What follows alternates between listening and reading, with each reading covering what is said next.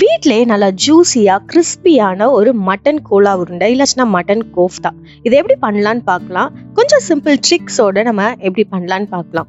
இதுக்கு ஃபர்ஸ்ட் நான் மின்ஸ் மீட்டை நான் குக் பண்ணி எடுத்துக்கிட்டேன். ராவா போட்டோம்னா நிறைய பேருக்கு பிடிக்காது. ஸோ ஒரு 10 மினிட்ஸ் மஞ்சத்தூள், உப்பு, ஒரு 1/4 கப் தண்ணி போட்டு நம்ம வந்து விசில் வந்தாலும் பிரச்சனை இல்லை, 10 மினிட்ஸ் குக் பண்ணி எடுத்துக்கோங்க.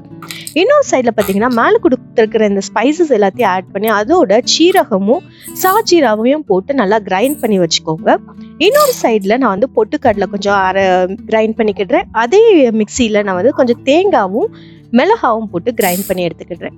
ஸோ இந்த மின்ஸ்டு மீட்டை வந்து நம்ம குக் பண்ணதை விசில் அடங்கினோடனே அதையும் ஆட் பண்ணி அதோட கொஞ்சம் கொத்தமல்லி, வெங்காயம் எல்லாம் ஆட் பண்ணி கிரைண்ட் பண்ணி எடுத்துக்கலாம்.